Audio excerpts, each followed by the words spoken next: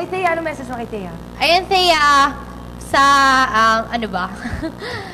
Galingan mo, basta laging mo iisipin na, laging, yung mga family, friends mo, isipin mo na lagi silang nakasuporta sa'yo, tapos lagi mong kasama si God, hindi ka pa babayaan.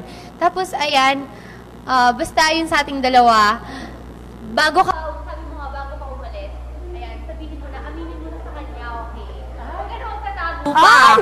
Sino yan? Tanungin natin si Thea. Tanungin natin. So, ayan. Tsaka yung mga advices ko sa'yo, Thea, mga advices ko sa'yo, huwag mo kakalimutan. Paglabas mo, Thea, ayan, magbabaad din tayo ng bonggang-bongga.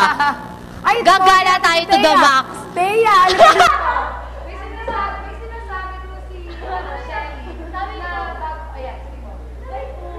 Bago ka umalis, Yung mga dapat mong sabihin mo na, di ba?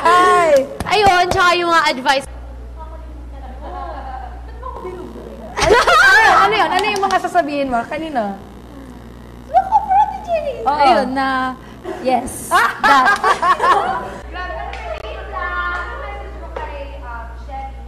Isa siya dahil close na kayong dalawa.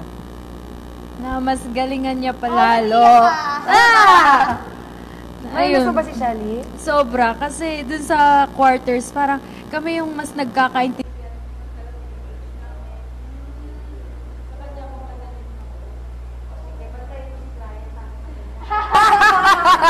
Okay, thank you so much, Shelly.